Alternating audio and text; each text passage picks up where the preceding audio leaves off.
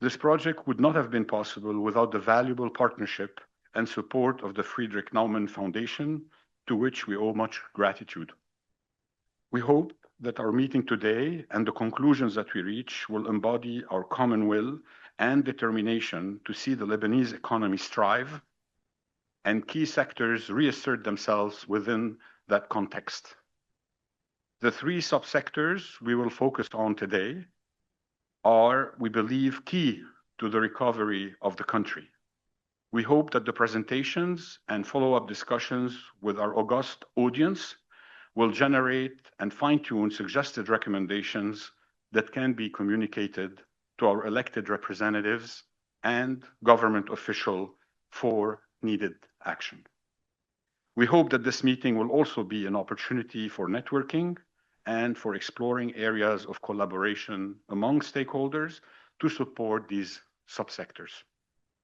I encourage those of you who have not yet had the chance to read the briefs prepared by the experts to do so.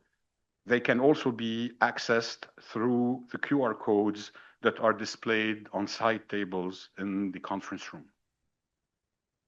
Again, I would like to thank you for taking a break from your busy schedules to be with us today, both in person and virtually, and to impart your valuable knowledge, expertise, and perspectives. Without further ado, please allow me to introduce to you our next speaker, President of the Lebanese Center for Policy Studies Board of Directors, Maître Mohamed Alim. Maître Mohamed Alim is founder and senior partner of Alim & Associate, a leading 70-plus lawyers regional law firm with offices in Dubai, Abu Dhabi, Beirut, and Riyadh. Maître Alim is one of the highly reputable lawyers in the Middle East on account of his practice, where he focuses on complex commercial, financial, and investment cross-border advisory work. He is also a recognized international arbitrator and counsel in transnational disputes. Ahmad, the floor is yours. Thank you, Makram. I'm going to be very brief. Thanks again for FNF, the Friedrich Naumann Foundation. Great. Thank you, Christophe, for being here with us today. You understand Lebanon's recovery probably better than a lot of people.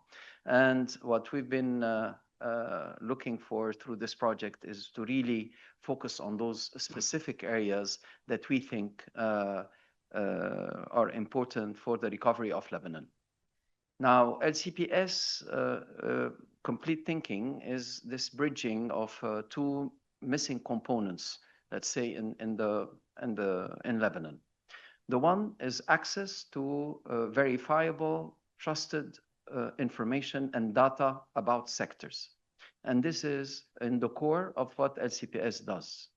The second part is the transformation of this information into analysis, understanding, and policy making, which then, and this is the third part, it goes to the policymakers, the decision makers, and as a best proof of the commitment of the current government and the main ministry involved in this effort, His Excellency Minister Bisat today is with us to accompany this, because there is no point of just adding more information if the decision makers don't take it and make the best use out of it.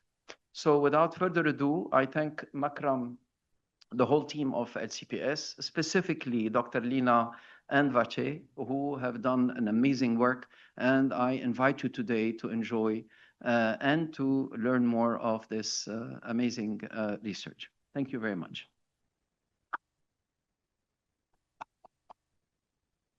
Thank you, Mohamed. Thank you for setting us on the right path to start this day. Please allow me now to introduce to you someone who has become a good friend over the years and who has decided to return to Lebanon after serving here several years ago. FNF head of the Beirut office, Mr. Christophe Kleeman. Christophe Kleeman is the head of the Beirut office since October 2025. After his studies in Maastricht and Berlin, he worked at the German Chancellery in Berlin in the Directorate for European Affairs. Between 2010 and 2019, he served in different positions at the European Parliament before joining the Friedrich Naumann Foundation for Freedom in 2019. During the last years, he worked for the foundation in various locations across the Middle East, and it gives me great pleasure to welcome him to say his word. Thank you.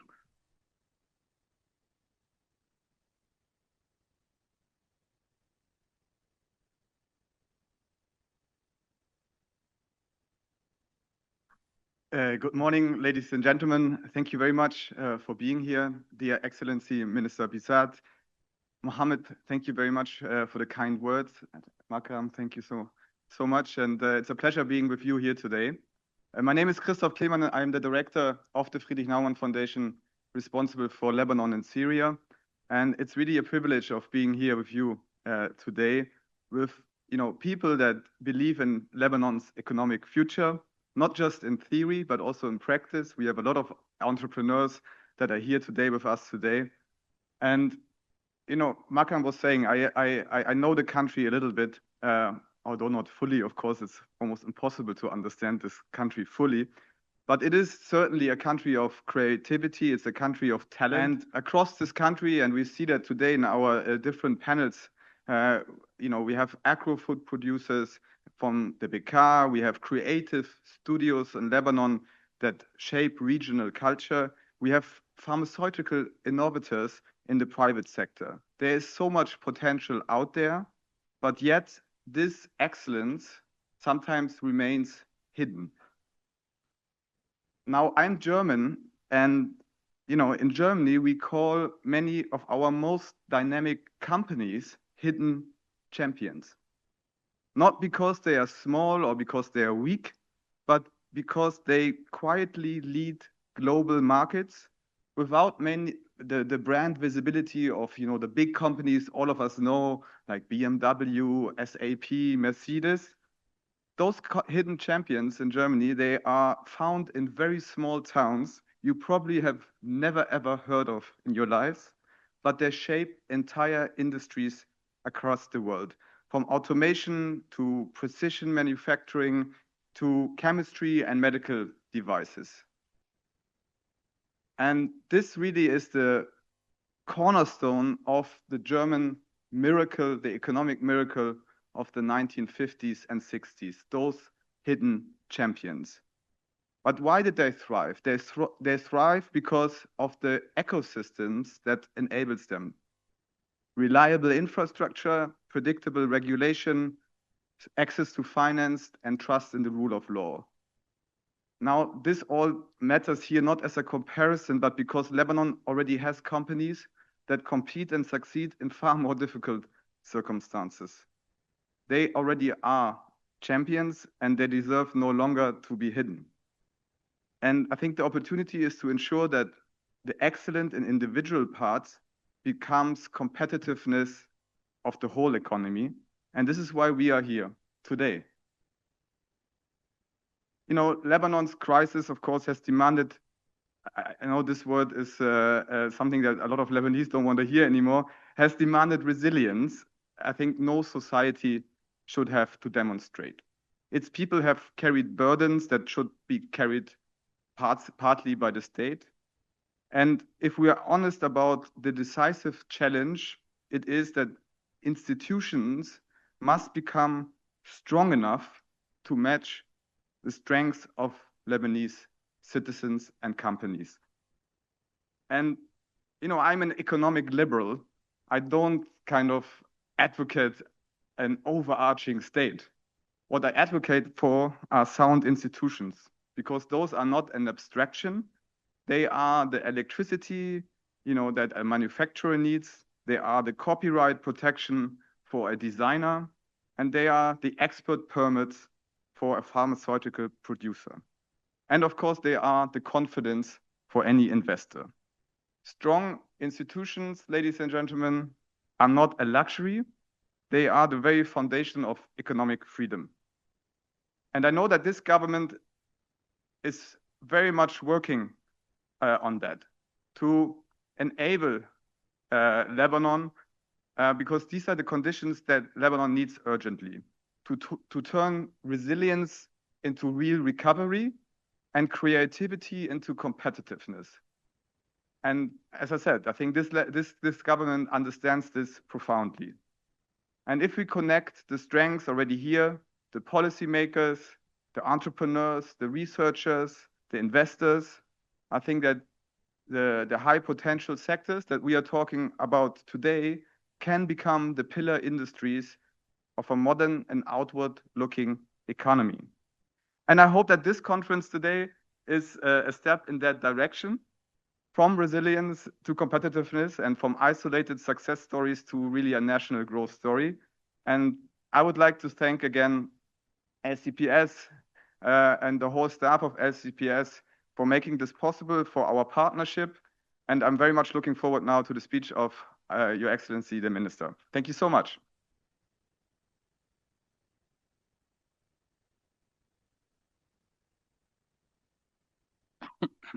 Thank you very much, Christophe, for your kind and inspiring words. Thank you also to FNF for its continued dedication to a better and more prosperous Lebanon. It now gives me great pleasure to introduce to you someone who decided to serve his country in the most trying of times and who has not shied away from difficult decisions. We are very glad he was able to be with us this morning and look forward to his perspective on how Lebanon should approach a sector-led recovery and what measures the ministry is taking to support the development of promising sectors in our economy. This person is Minister of Economy and Trade, Amer Bisat. Dr. Bisat began his career as a senior economist at the International Monetary Fund, where he helped negotiate high-profile programs with Russia, Ukraine, and Egypt. In 1998, he moved to a career in international financial markets, taking on senior portfolio management positions at Morgan Stanley and UBS. In 2013, he joined BlackRock, the world's largest asset management manager, as the global head of emerging markets, fixed income, and a member of the Fixed Income Executive Committee. Dr. Bisat taught graduate-level economics courses at Columbia University. He co-authored a book on globalization and multiple academic and policy papers on growth and financial sector development. He was the chairman of the Arab Banking Association of North America and is a trustee of a number of cultural and art institutions. He is a member of the Council on Foreign Relations. Dr. Bisat earned a BA from the American University of Beirut and a PhD in economics and finance from Columbia University. Your Excellency, welcome again, and the floor is yours.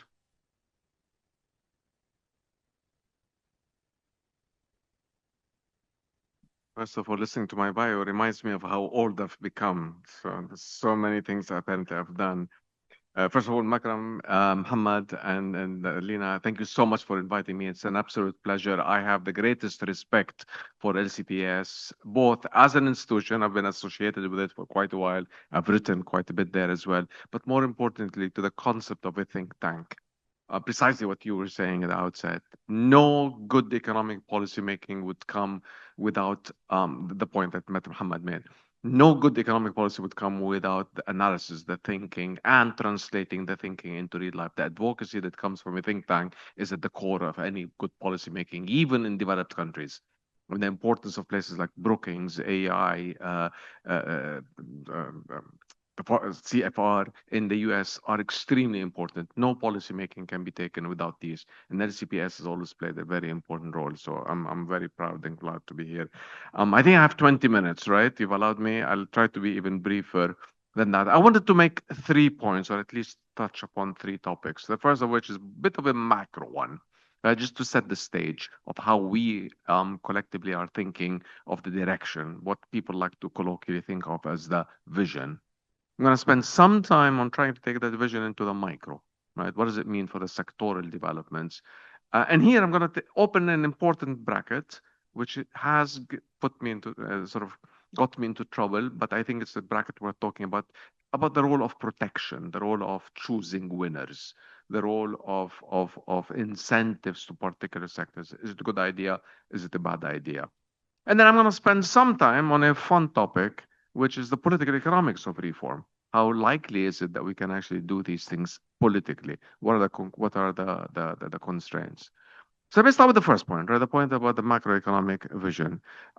People may have heard me talk about this before, so allow me to, at the risk of repeating, the vision is fairly straightforward, right? The vision is to take Lebanon to where it needs to be. Lebanon to where Lebanon used to be and where we think is the right place, right? Used to be the place that we actually dream. It's a Lebanon that is not focused on rent seeking, but on productivity. It's a Lebanon that is less focused on consumption, which is disproportionately high in this country, to a country where investment plays a bigger role. It's an economy that moves away from non-tradables. It's a boring word for saying imports, right? So we import everything and we produce nothing, to one where it is internationally competitive. So we can start exporting and or importing less, producing things that are competitive. So instead of importing, we can produce them ourselves. So we move from non-tradables to tradables. It's a country we dream of that is less reliant on debt and more reliant on equity, right? We've had a pattern over the past 40 years where the economic development process was financed by debt, right? We borrow to consume. We want to move to a place where there are risk-taking involved. You invest in order to produce. And we want an economy that is built on institutions, an economy that is not where discretions are limited, where there are rules of law, where production is determined by productivity, is determined by well-defined rules. So it's an economy that is, I mean, just to repeat it, like less consumption reliant, less debt reliant, less import reliant, and more institutional reliant, less discretion, right? There are good news and bad news on that macro front. The good news is that there is significant quantitative and analytic work that has been done, and I've actually seen work coming out of the LCPS on this, that says that we have the capability, right, of doing this, that our potential, the potential I just described, the output gap, the difference between where we are and where we need to be, we can quantify that, right? Where we need to be is something that we know. We need to double our GDP. We need to increase our investment to GDP to 25%. We need to increase exports from 3 billion to 20 billion. All of these things, there are models that suggest we have what it takes, right? It's not a romantic vision, right? We have the competitive advantages. We have the endowments that can, theoretically, but also empirically, get us to where we need to be. The competitive advantage, we've talked about them and everybody knows them.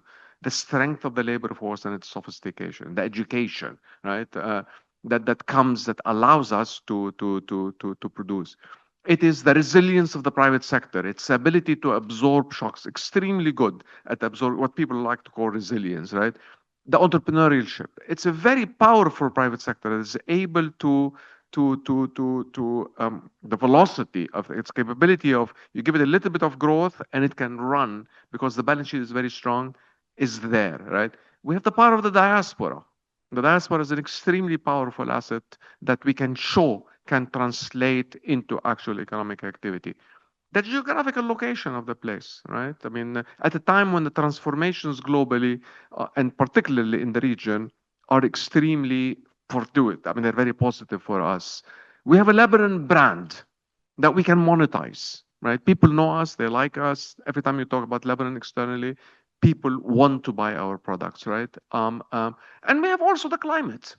People want to come and live here. This idea of having people come work in the Gulf but live in Beirut is doing online projects out of the is an asset. The good news then is that we have what it takes. We can show that the endowments, those what I call soft capital, none of these things I mentioned are hard capital. They're not physical endowments, but they're soft capital. We can show that these soft capital can be monetized into getting our economy to where it needs to be. That's the good news. And so there is an objective. We know where it is. We need to take this country to where it should be. And we have what it takes. The bad news is that it's extremely complicated and difficult to monetize these assets in today's world.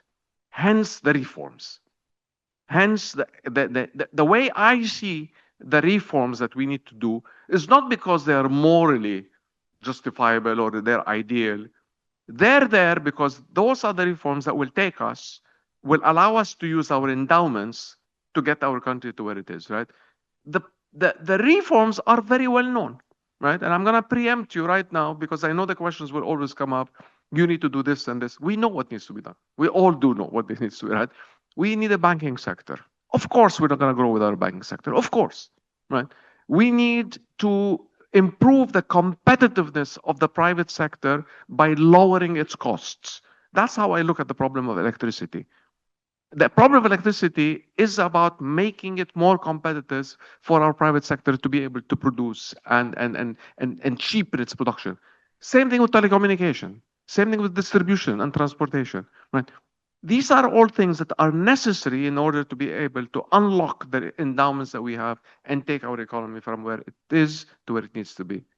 We need to rebuild this economy. This economy is completely, the capital stock of this economy has completely depreciated. So this is not just about reconstruction from the war, which we need to do, we absolutely need to do, but it's also reconstructing, rebuilding our capital stock as well. There's a whole project of macroeconomic stabilization that we need. We need to rethink the state, spending, taxes, right? We need to think priorities for the state. We need to rebuild the institutions, right? Institutions are extremely weak, right? The state today is an enemy of the private sector, not the friend of the private sector. And we need to bring back sovereignty. Without sovereignty, without getting back the monopoly over arms, the monopoly over borders, this economy will not be taken from where it is to where it needs to be. The point I'm making then is fairly straightforward, not easy, but straightforward. This economy needs to be taken huge. There's a huge potential. This economy has what it takes. Other countries have done more with much less. We have what it takes. But we need to do these reforms, the ones I just mentioned, in order to get us to get there. So that's the broad framework that Prime Minister Salam and the rest of the cabinet are thinking about these things. We have a huge capabilities, a huge potential. This economy can be doubled and transformed. We have what it takes, but we need to do these reforms. I'm going to touch upon the political economics of reform later on.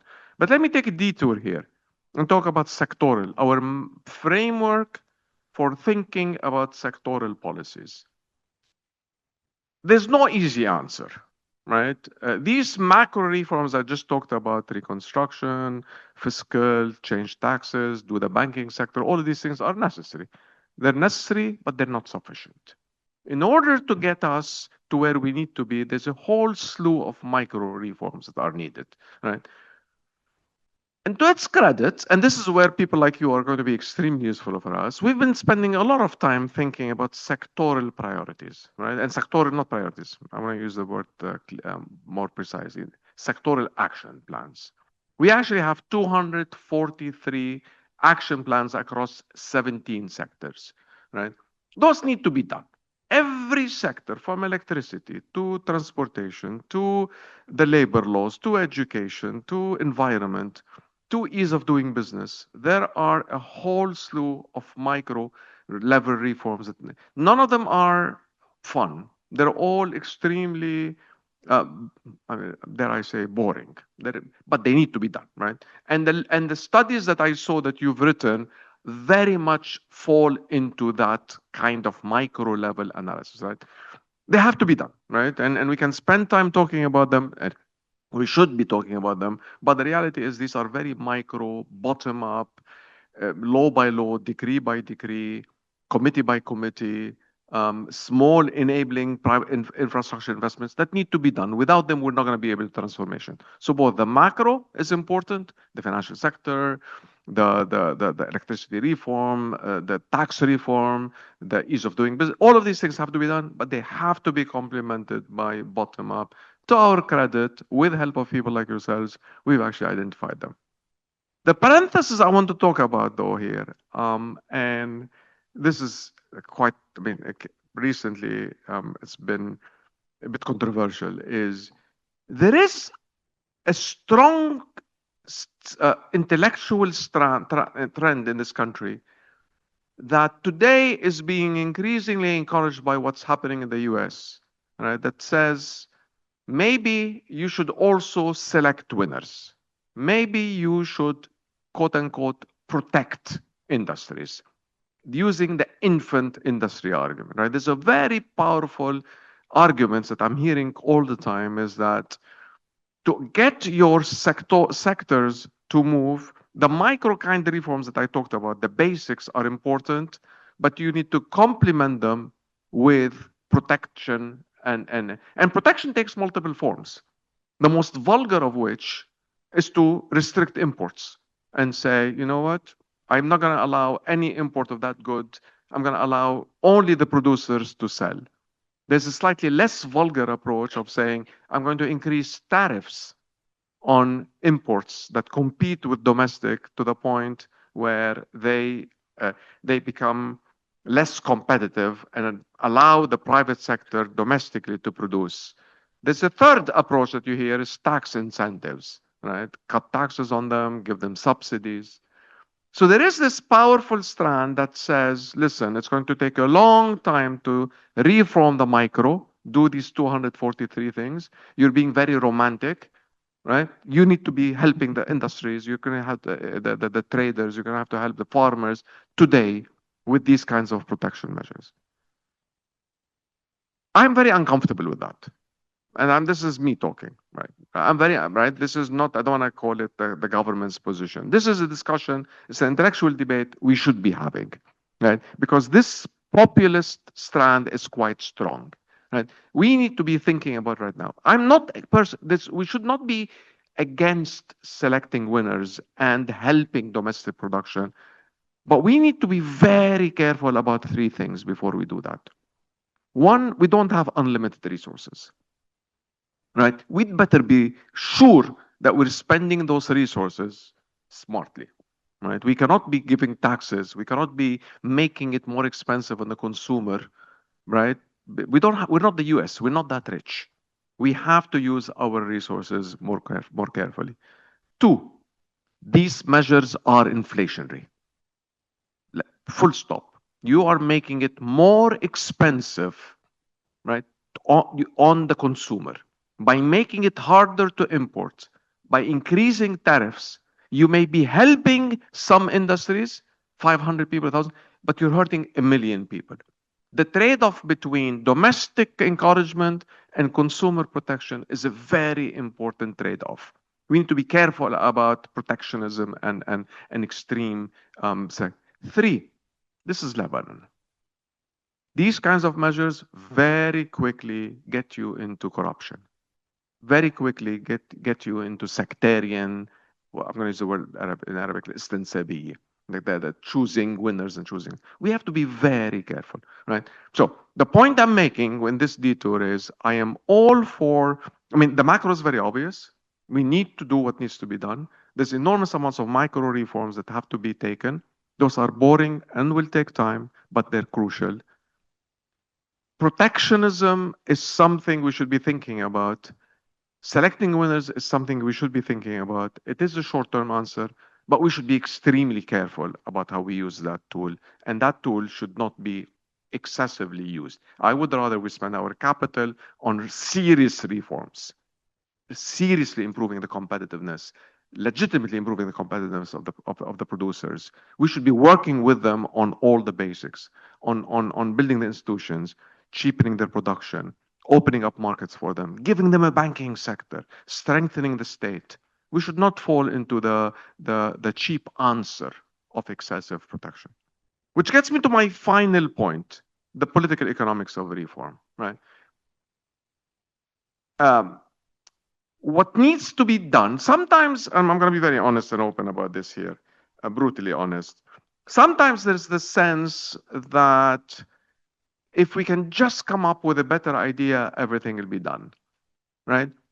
We know, I don't want to say we know what needs to be done, but this country has been researched, thought about forever. We know what needs to be. There's a lot of good written analysis. The problem is implementation. I'm increasingly of the view that it's not about defining the road. The road is important. We need to define it. We need to know when it needs to be done. We need to be spending more time on the implementation, on the nitty-gritty of how we take something. It's not the idea. It's how do you translate the idea, right? I noticed that we spend too much time talking about what needs to be done, what I call ينبغيون, ينبغي أن وينبغي أن, right? We need to be thinking, I think, more on how we do the thing, right? And here there are four things that this is a bit of a memoir here, or my own personal experience. There are four things that are stopping us from much faster implementation. Fully recognize that people think that the government is moving slower than it should, and it is. I am as frustrated as anybody, right? Why? So my question is, it's less about not knowing what needs to be done, and it's more about not being able to do it, right? Four things. The vested interests are very powerful. The ones who benefit or hurt from reform are quite powerful, right? This is a fact. I don't know how you deal with this. It's a fact. Two, there is a shocking amount of legislative inflation and confusion. I mean, Maitre Alam and I were talking about one case like this morning, right? Like there's enormous amounts of confusion on the legal side, on laws that overlap, they're non-linear, they are contradictory often. They allow way too many stakeholders to be, they're not streamlined, right? So this is something that also needs to be thought about. Three, resources. I mean, in the ministry, our vacancy in the ministry are 89%. We have almost 90% of our staff don't work in the ministry, and their salaries are $300. It's very difficult to rebuild institutions with the resources that limited. And finally, and importantly, this is not a very data analytically driven decision-making economy. We need to be working on that. We need to make decisions more analytic and less haphazard, right? So I took, I think, slightly more than my 20 minutes. I apologize for this. The 3 points I wanted to make is we have what it takes. I think this economy can truly get to a different place. There are massive amounts of reform that need to be done, both macro and micro. We should avoid cheap answers and easy answers, and we should be very careful about the limited resources that we have. And we need to be focusing more on implementation. Implementation is harder than defining the problem. With that, thank you one more time for inviting me, and I'm going to stop.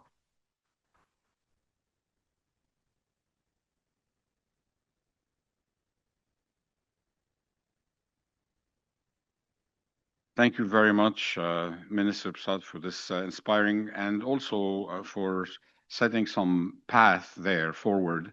We have shared with you a brief, including the key recommendation made by the experts in each of the three sectors, and we hope that we can build on these recommendations to transform them into policy decision for the good of the country. And I hope that we can perhaps put some roadmap to build on them. Again, thank you very much. I will now turn to introduce my colleague, Senior Economic Researcher Lina Maddah, who will present a brief framing of our project and why we focused on these chosen subsectors.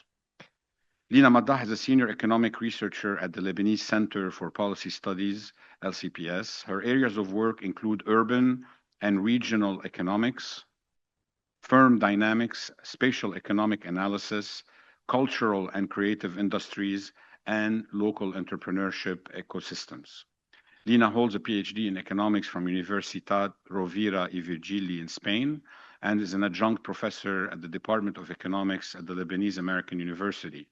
Before joining LCPS, she has worked at the Organization of Economic Cooperation and Development, OECD, in Venice, Italy, was a visiting researcher at the Regional Economics Applications Laboratory at UIUC in the United States and an economic researcher at the Department of Economics at URV Spain. With that, I turn the floor to her. Lina, the floor is yours.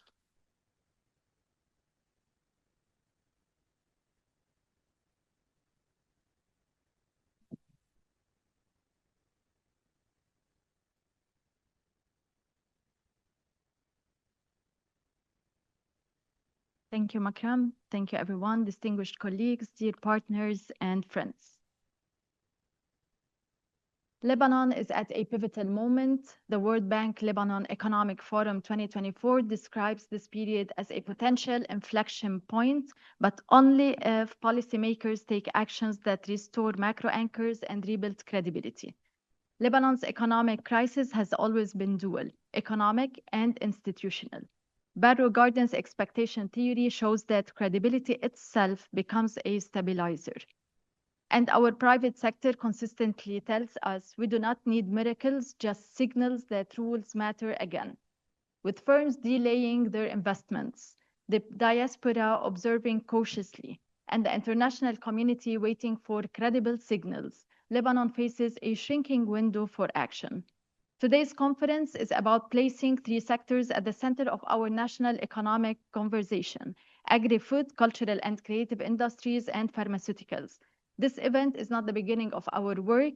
We have done our first LCPS national conference in 2023, focused on 4 foundational pillars of Lebanon's productive economy. Today, we build on that foundation, but with a sharper and more focused lens. And it is an invitation to explore practical pathways, how we can translate the findings into policy action that restores confidence and accelerates recovery. Against this macroeconomic landscape, the 3 sectors we highlight today emerge not by coincidence, but by evidence, as we find they have immediate measurable potential for inclusive growth that also restores development in both urban and rural parts of the Lebanese economy. Lebanon exports reveal impressive diversification, but the volumes remain thin. LCPS sectoral research shows that some sectors are low capital, high return, like the cultural and creative industries CCIs, while others require structural reforms like agri-food and pharma.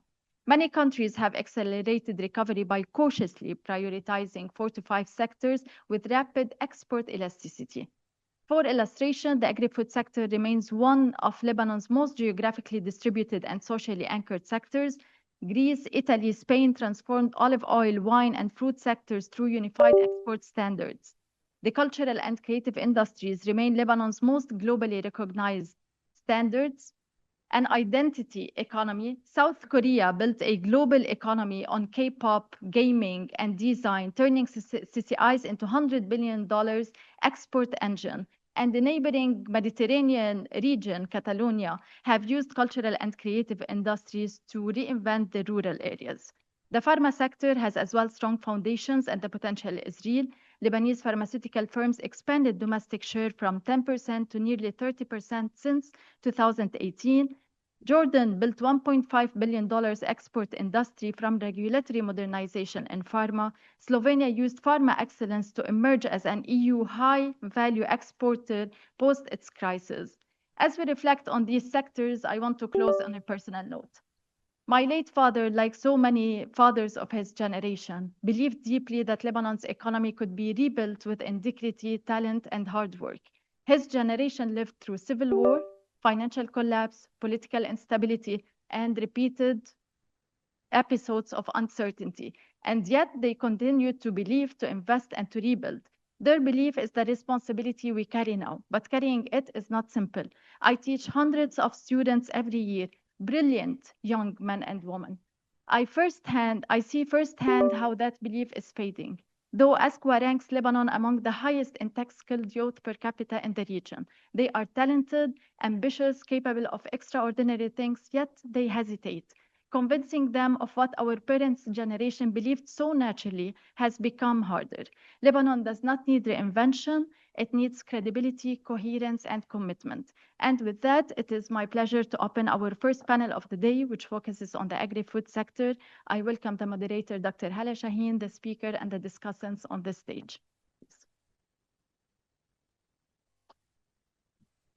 Dr. Hala Shaheen holds a PhD on molecular and cellular biology. She presently holds a full-time professor tenure position at the Department of Plant Production, Faculty of Agronomy at the Lebanese University. Her research interest focuses on post-Harvard food loss rooted in Lebanon, and for 2 decades, she has successfully led and managed numerous programs funded by USAID, USDA, the EU, the World Bank, among others. She traveled the world to make it easier, where she met actors in the different value chains and discussed and assisted them to understand the causes of food loss and to put strategies to reduce these losses.